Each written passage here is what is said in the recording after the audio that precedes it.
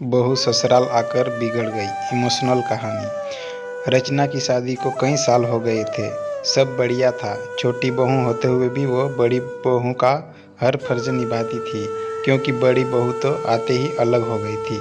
रचना के सास ससुर को हर काम के लिए रचना ही लगती थी, फिर भी वो उसकी बुराई करना नहीं छोड़ते थे।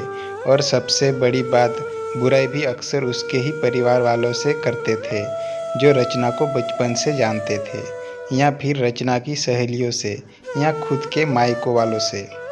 पहली बार जब शादी के बाद रचना की दोस्त आई तो सासू माँ ने उससे ही रचना की बुराई करना शुरू कर दी।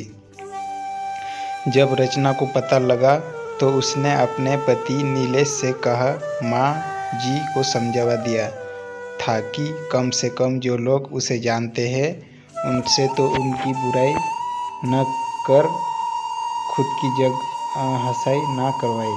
पर उन्होंने ना सुनी, बल्कि और ये आदत ही बन गई थी।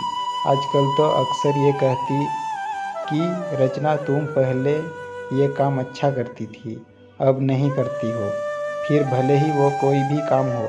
रचना की बुआ उसके ससुराल आई थी, तब सासू माँ की किट्टी पार्टी भी थी, तो बुआ को भी साथ ले गई और आदत ना सबके सामने ही रचना की बुराई करने लगी।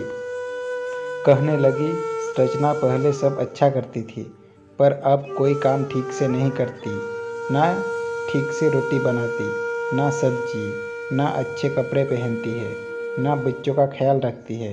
वो और कुछ बोलती इससे पहले ही रचना की बुआ बोल पड़ी, लगता है ससुराल में आकर बिगड़ गई है, क्योंकि हमारे घर की तो वो बड़ी बेटी है और सारा घर और ऑफिस दोनों अच्छे से संभालती थी और बड़ों से लेकर बच्चों तक सभी का ध्यान भी रखती थी। आपके यहाँ आकर बिगड़ गई है।